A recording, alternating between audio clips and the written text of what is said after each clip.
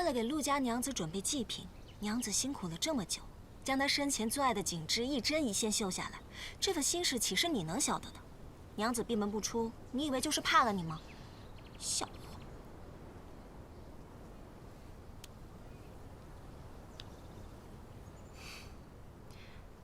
雨奴，你日日将仙夫人挂在嘴上，却连她的墓前也从未去过吧？罢了，今日我就把你带上，让你在陆家子子的墓前好好的磕几个头。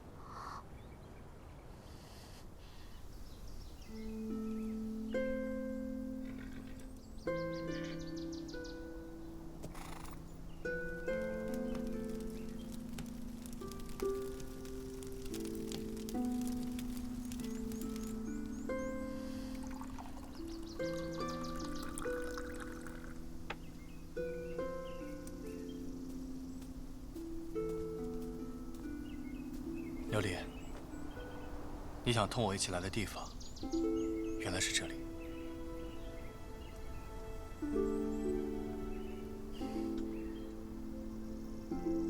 陆子子是我敬重的人，我早就想来她的墓前祭扫。守月，我不是小气之人。陆子子亡故多年，你依然对她有情有义，这才是我喜欢的郎君。以后你若想念陆子子，咱们便一起来看她，可好？陆子子被临海大长公主和你的族人逼死，却有苦说不出，有仇不能报。最可恨的是，陆子子已经走了多年，临海大长公主至今还打着与陆子子母女情深的旗号，继续陷害你，盘剥你。陆子子，我知道你走得委屈，走得不甘心。你若泉下有知，便保佑我和守月，保佑我们早日为你报仇。10多年前，我奉母命迎娶七娘。我既大婚，河东公府只能按承诺，将代管多年的裴氏家产还给我。但当时我刚拜苏将军为师，便将家产交给七娘打理。谁知大长公主在田庄上使了手段，亏空许多。七娘瞒着我，将裴家都拿出来补了亏空，却还是不够。裴氏族人联起手来，逼死了七娘和她肚中的孩子。大长公主又顺势把家产夺了回去，没有保护好他们母子俩，是我一生最大的痛。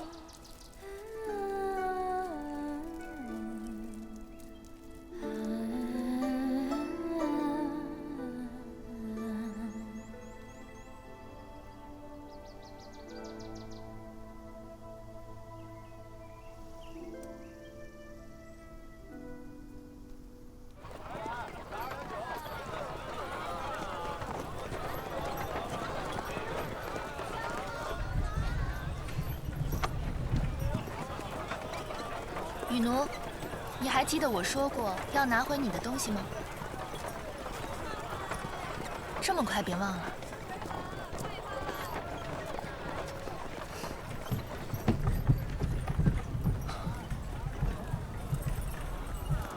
难道他说的是生气？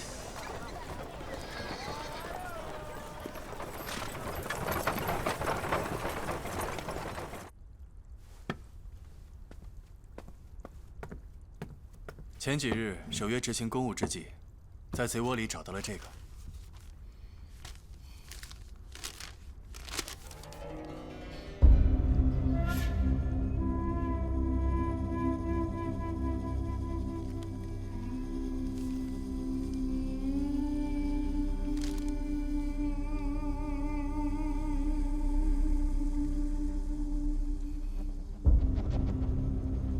有件事情要见娘子的巧手一用。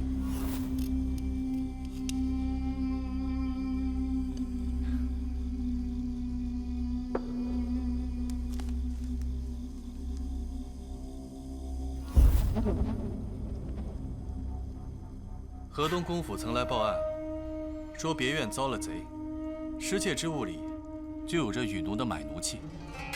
前几日我带人捉拿大盗，贼人逃离了贼窝，别的东西没落下，偏偏落下了这张买奴契。这买奴契不比金银钱帛，贼人偷去了也无用，说不准这就是贼人故意丢弃的，也未可知。娘子说的对。这怎么可能？我的身契明明在大长公主手上。没破案也能追赃，守约果然好手段。侥幸罢了。多亏了大长公主的鸿福。我和守约说，这雨奴的身契，大长公主本来就是要送给我们的。既然如今找回来了，派人来跟大长公主回禀一声便是。可守约偏要一丝不苟，说这雨奴的身契是在大长公主的手上丢的，须得交还大长公主，再由大长公主交到我们手上，这才是礼数周全。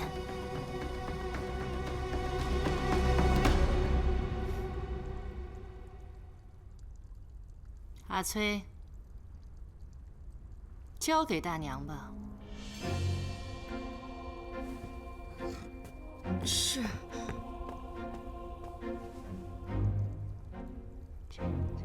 是。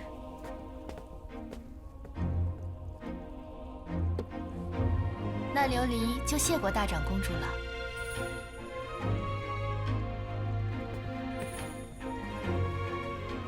这匣子里是2件首饰，你我主仆一场，给你留个念想。谢大长公主恩典，以后好自为之。到哪儿都别忘了，你是我河东公府走出去的人。是。雨奴，谨记。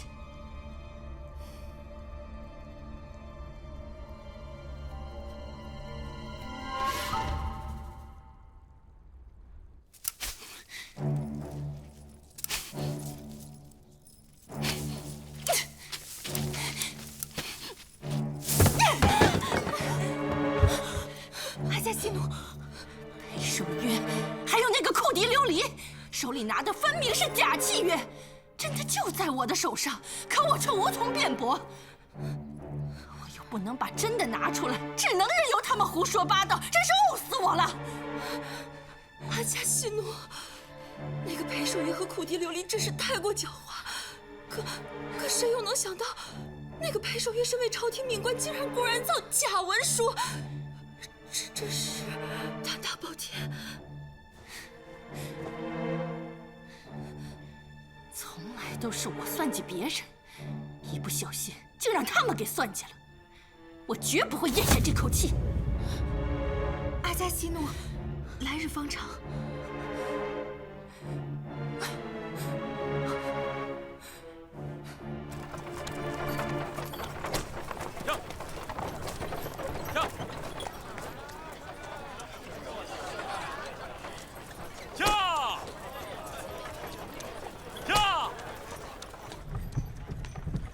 守约，谢谢你。我真的没想到，你想出这个办法，让骄横的大长公主也只能吃个哑巴亏了。心中郁积多年的苦涩和怨恨，也治愈了许多。你我是夫妻，有什么好谢的？都说，夫妻之间最难的，就是同甘苦，共患难。但是在我们之间，我从来都不担心这些。你知道吗？我唯一怕的，就是你不相信我。在我第一次见到雨奴的时候，我怕得要命。我害怕你中了大长公主的计策，怀疑我对你的爱。那次雨奴趁你不在的时候来到县衙，我就知道，大长公主想故技重施。郎君先喝了这碗姜汤，雨奴再伺候您更衣。他离间我们，就是再次为家产不择手段。我说的话你听不懂吗？赶紧出去！阿成，送他出去。是。方才我已让人备了热汤，一会儿泡一泡，驱驱寒吧。可是没带换洗的衣裳，这可怎么好啊？哎，你怎么还在这儿啊？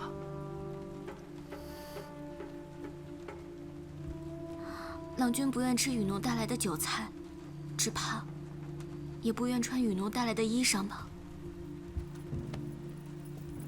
哎，这不是夫人给郎君亲手做的衣裳吗？这郎君只是不吃你带来的饭食，可这夫人亲手做的衣裳，却是郎君的心爱之物。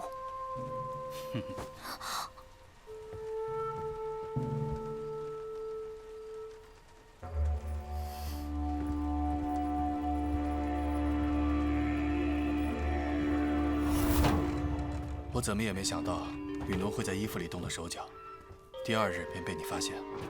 阿成的那点谎言，怎么瞒得住你？娘子，守约，你还未洗浴，怎先换了衣裳？禀娘子，是阿成大意了，刚才不小心把茶水泼到郎君的衣服上了，故而阿成就给郎君换了套衣服。我之前怎么和你说的？你这耳朵是不是把我说的话都当成耳旁风了？赶紧跟夫人解释清楚，到底是怎么回事？阿成知错。郎君跟阿成说，只要夫人问及此事，便要知无不言，不得有任何的隐瞒，更不能欺骗。阿成对你倒是忠心，请夫人息怒。阿成只是怕娘子误会了郎君，才故意隐瞒，是阿成自作主张了。然后你便演了早晚生气的戏，给无爱的雨奴看。但是谢谢你，谢谢你毫不犹豫地相信我。方才是谁说的？夫妻间无需说谢字的。只是我信你，你却未曾完全信我，否则又怎么会想要瞒我那么多事？我那是不想看到你受到一丝一毫的伤害。你说的对，是我不好，我向你认错，下次再也不会了。既如此，那雨奴的事以后就全权交给我，你可莫要心疼。我才不心疼呢。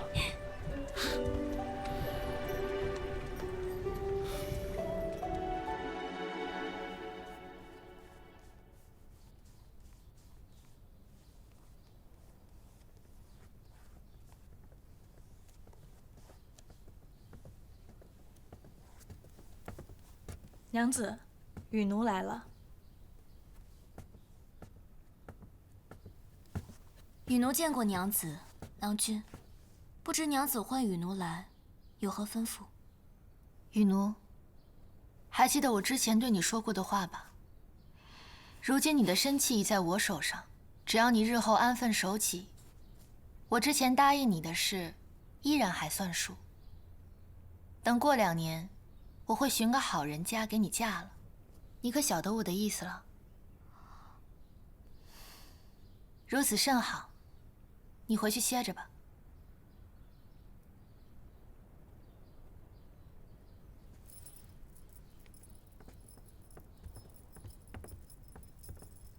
娘子，浴汤已经备好了，请移步浴室。娘子，你不是答应了于夫人今日要给她送新衣吗？对啊，我怎么把这事儿给忘了？赶在宵禁前去趟将军府还来得及。可是娘子，等你回来，浴汤就凉了。浴汤事小，总不好让一母空等了一场。守约，浴汤已经好了，趁着我出去的功夫，你先去沐浴可好？娘子只管去，为夫遵命。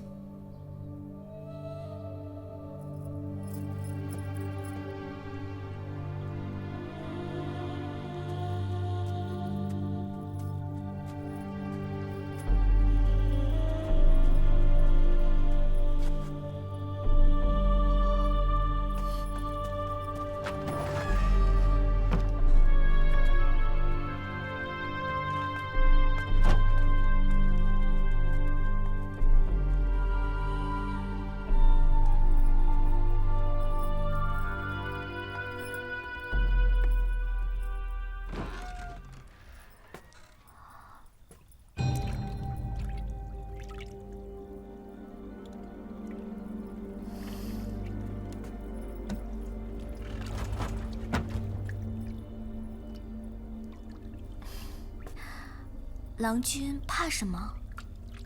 娘子出门去了，一时半会儿自然回不来。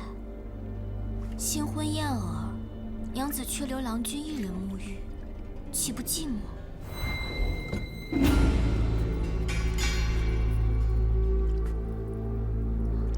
雨奴知道，郎君忘不了贤夫人，不如今夜就把雨奴当作贤夫人，以慰思念之情。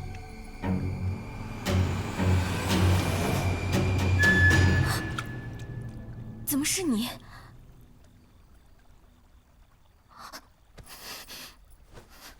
好个不知悔改的东西，还不跪下！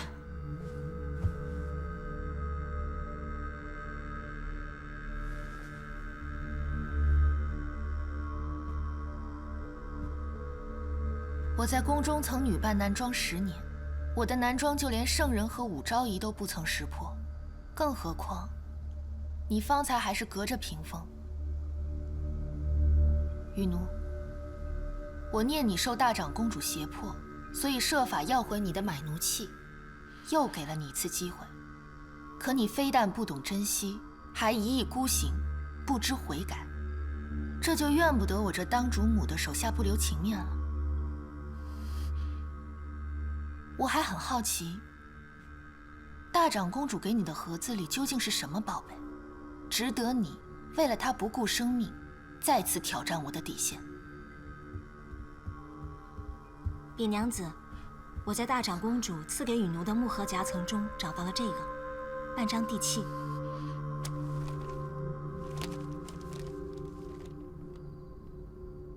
这块地委实不小啊。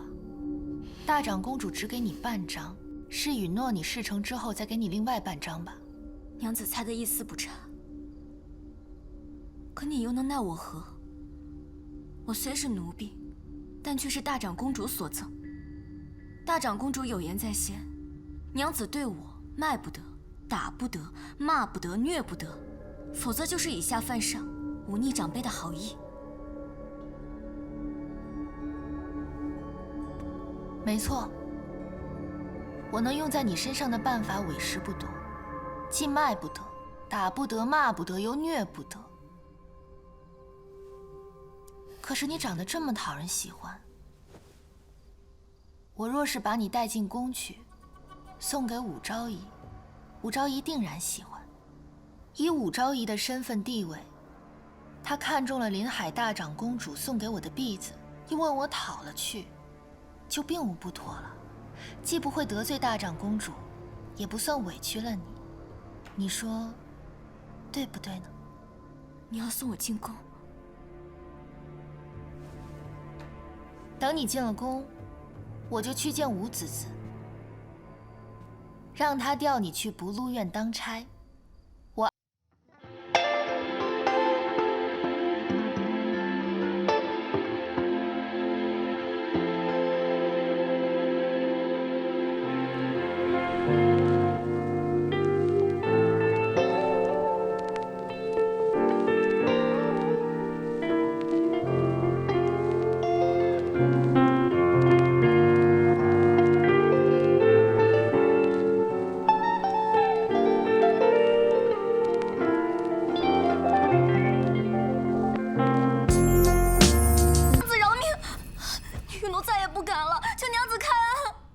我给过你一次机会，是你自己贪图富贵，执迷不悟。娘子，奴婢求娘子放我还梁。娘子若肯放我，与奴发誓，永世不再出现在长安城。奴婢放梁，此事国有法制，并非我想放就能放的。娘子，你有所不知，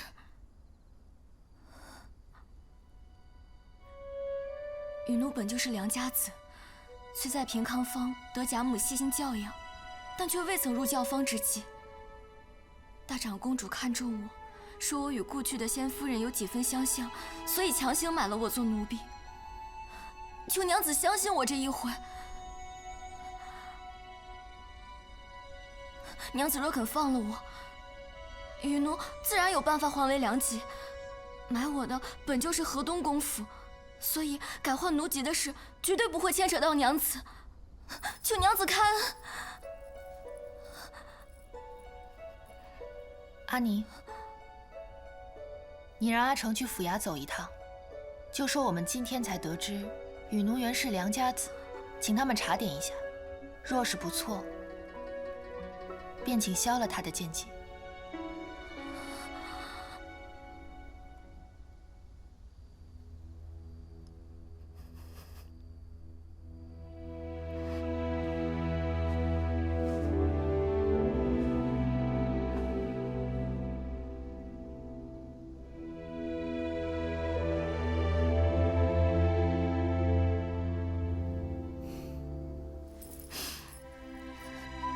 娘子大恩，余奴无以为报，请娘子一定要保重身体。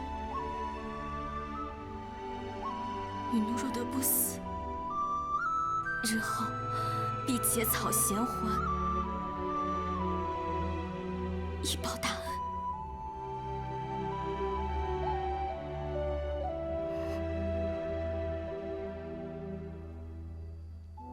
雨奴，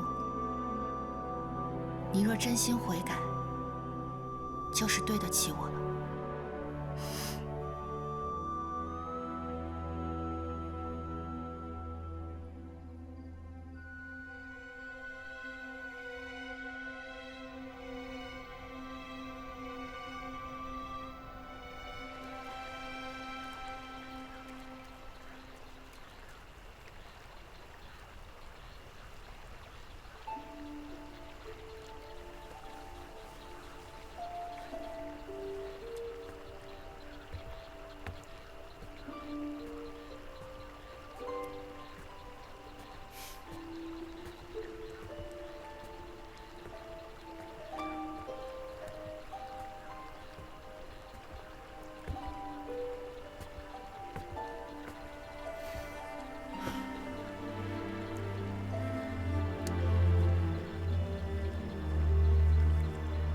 阿成找到新的宅院了，我们下个月一起搬过去吧。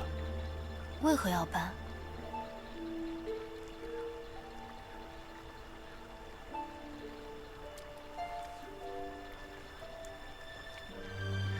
这个家我很喜欢，我们不要搬好不好？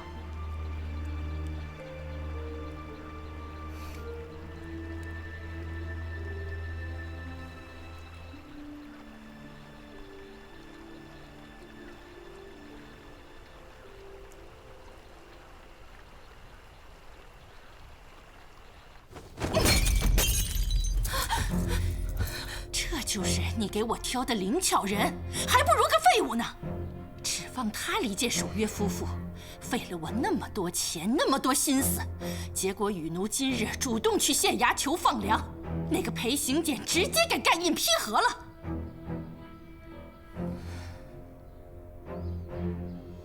我还能活多少年？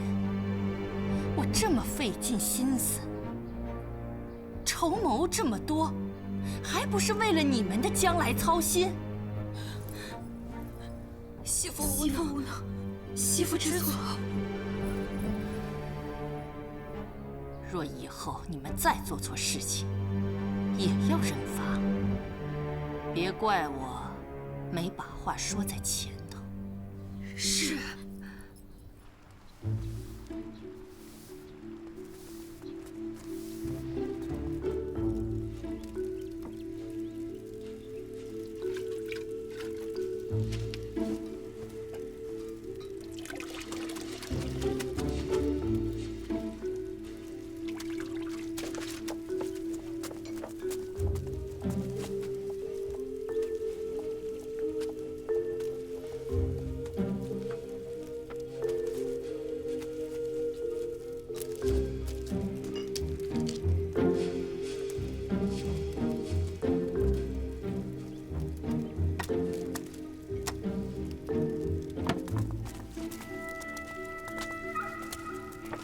娘子，这面发的真好。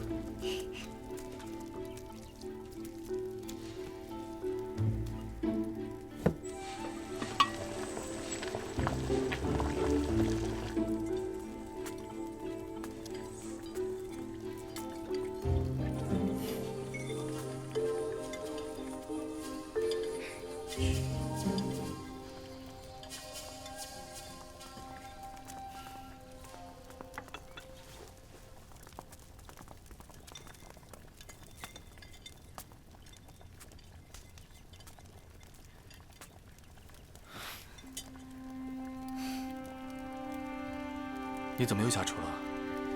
我不是说了，不许你日日夜夜这般操劳辛苦，怎么就不听话？为你做羹汤是我最欢喜的事儿，怎会辛苦？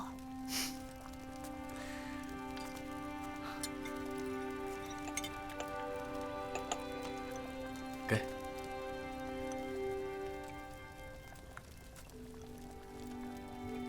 今日，临海大长公主把洛阳的房产地契都送来了，不知道又憋什么坏主意呢？你是怎么考虑的？这洛阳家产是裴族的眼中钉，也是大长公主嘴里的肉。如果一直在我们手上，那我们和大长公主的斗争就会没完没了，倒真是成了烫手的山芋了。所以呀，除非这家产是由一个大长公主得罪不起的人保管，才算了结。那个羽奴被我放凉了，你是不是舍不得啊？你说呢？我的娘子精明能干，哪能中别人的计策？琉璃，洛阳家产我想好了，我给你写了一封文书，我把文书交予你，由你使用。你放心吧，我绝不会坐以待毙，任人欺负。我会保护好自己，也会保护好我们的家。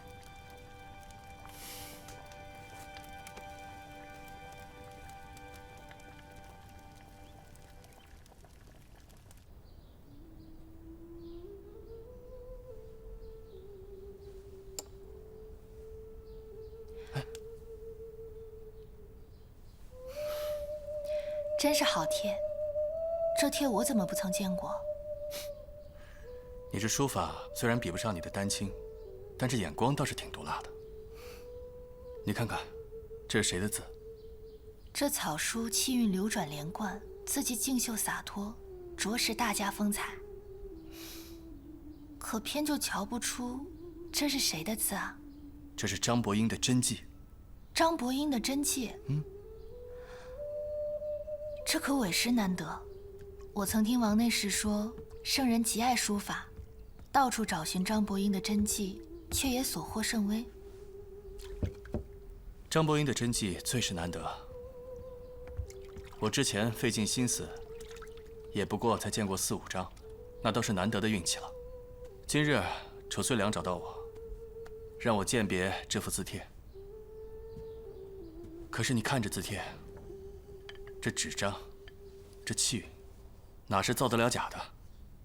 就算是放在张伯英的真迹里，也算是上品。既是真迹，为何楚相还让你带回家来？你夫君的字啊，在长安城也算是小有名气。楚相带着字帖找到我，自然是想让我帮他多领几张。昨日我去探望义母，义母说，圣人有意废了王皇后，改立武昭仪为后，此事可是真的？不错，以褚遂良和长孙太尉为首的老臣们竭力反对，圣人看似没有办法，但是台上台下都做了不少功夫。这回圣人是下了大决心了。圣人登基多年，可仍处处受朝中老臣制衡。你是圣人的心腹臣子，圣人想要立武昭仪为后，凭着你我与圣人和武昭仪的关系，大家必定认定你会立主废后，帮武昭仪坐上皇后的位置。可楚相和长孙太尉是一边的，按理来说，他们提防你还来不及。你想多了，这字帖呀，我早晚都要还回去的。那我们明日就还给他，好不好？不急着还，这几日我要好好的多领几遍。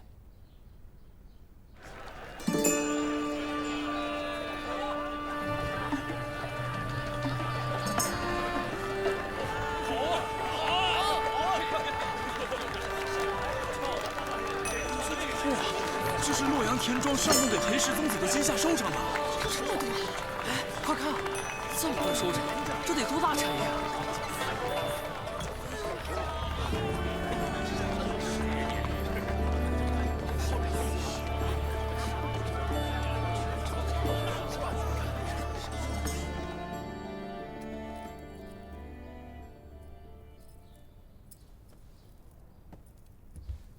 阿妮，我给义母做的那套衣裳呢？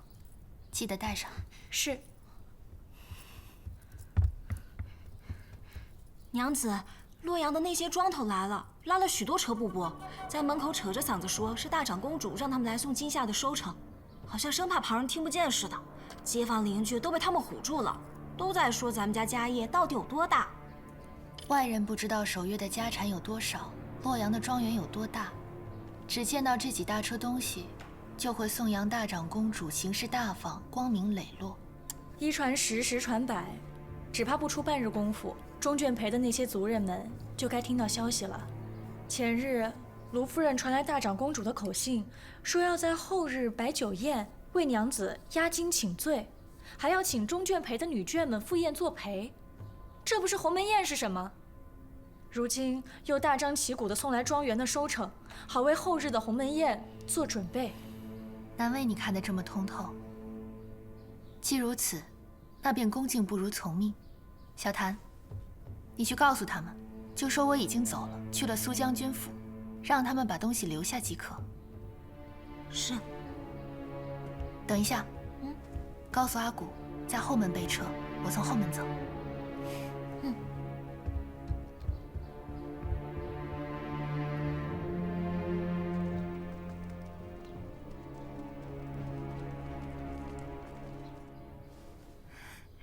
我听守约说，苏将军很快就回来了。琉璃特地为义母赶制了这身衣裳，好让您漂漂亮亮的迎接苏将军归家。老夫老妻了，还打扮什么呀？我听说大长公主要宴请你和中眷陪族女眷，可有此事？义母的消息如此灵通，这么快就听说了？显然是临海大长公主有意放出话来。这家宴啊，你不如推了，让她自己去唱独角戏去。就算是鸿门宴，我也得去。为何？因为大长公主故意将家宴选在了12日。12日？12日又如何？大长公主12日摆家宴，不光请了我，还请了中眷培的长辈。一则，那些都是守约的族中长辈，他们都到了，我又岂能不去？二则，家宴第2日便是我的庙见之日。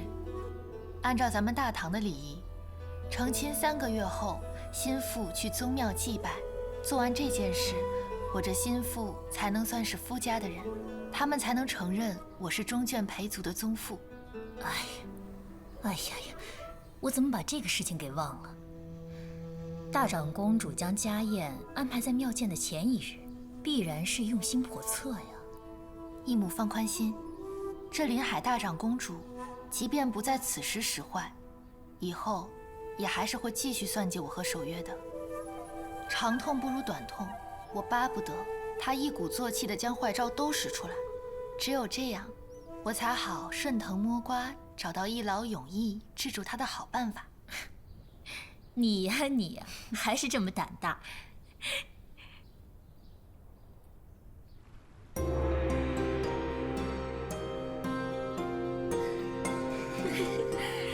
今日这家宴真是丰盛啊！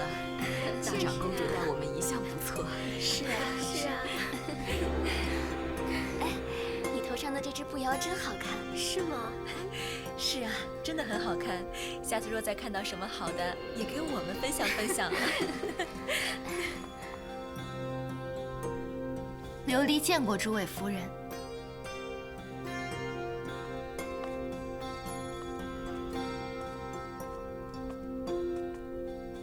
大娘原是主客，该做首席才是。诸位都是琉璃的族中长辈，琉璃若做了主位，岂不轻狂？大长公主到。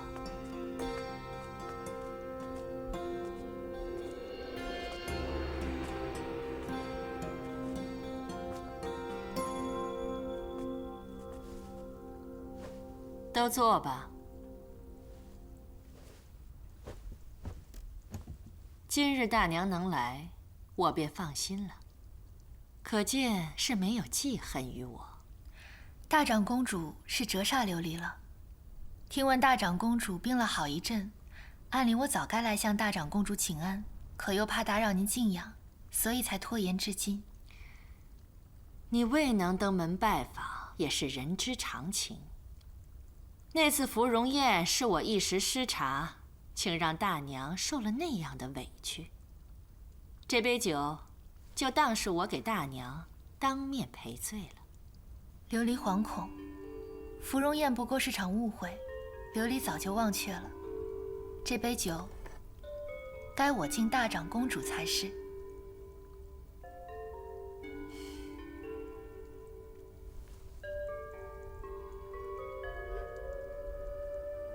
今日我请诸位前来，是有2桩事。其一呢，是向大娘赔个不是；这其二呢，是有件事情未跟大家交代清楚，要跟诸位细细分说一番。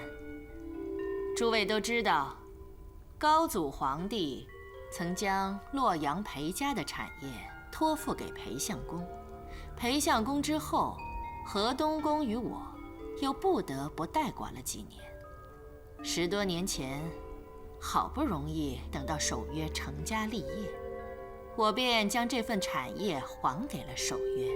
今日就是要清清楚楚地再说一次，这份产业是先皇看在守约父兄忠心为国、不幸罹难的情分上，特意发还给守约母子的，与你们这些中眷裴的族人并无一丝一毫的干系。以后你们这些中眷裴的族人，不要再对守约白吃白战。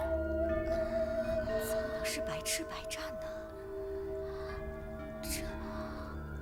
大长公主，您要晓得，我们与守约都是河东裴氏一族，本是同根同族，岂有你我之分？又何来侵占一说？阿刘可是有话要说。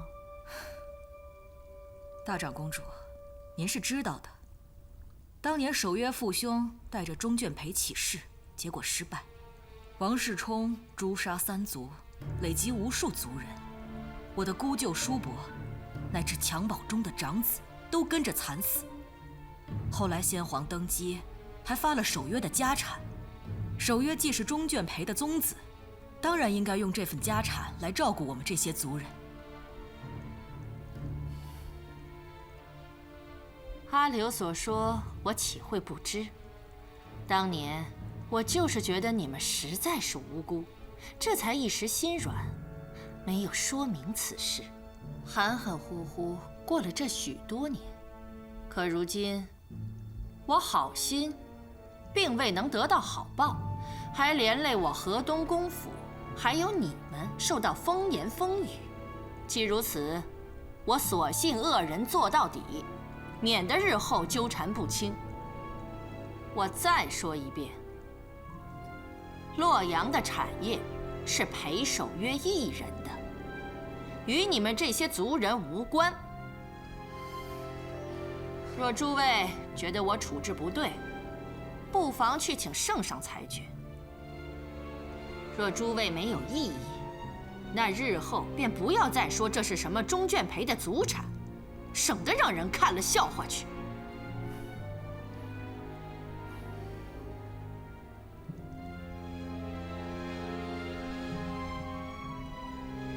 大娘前日已经收到洛阳缴纳的收成了吧？今夏的收益，据说足有几千万钱呢。这么多，这也太多了！几千万钱，几千万钱，不是说过去收成不好吗？原来过去守约一直在搪塞我们，独占了这些财产。大娘果然与我那不通俗物的义女陆琪娘不同，聪明又伶俐。这刚接手守约的家产，便处理得井井有条，这我就放心了。这些产业日后如何处置，便是你和守约的事了。我便不再过问了。大长公主过奖了。琉璃日后除了要向大长公主讨教，也要多多仰仗在座的诸位婶娘阿嫂。大娘何必自谦？明日过后，你便是钟眷培的宗父，在座的各位便是你的婶娘嫂子，只怕还要靠你这宗父多多照料才是。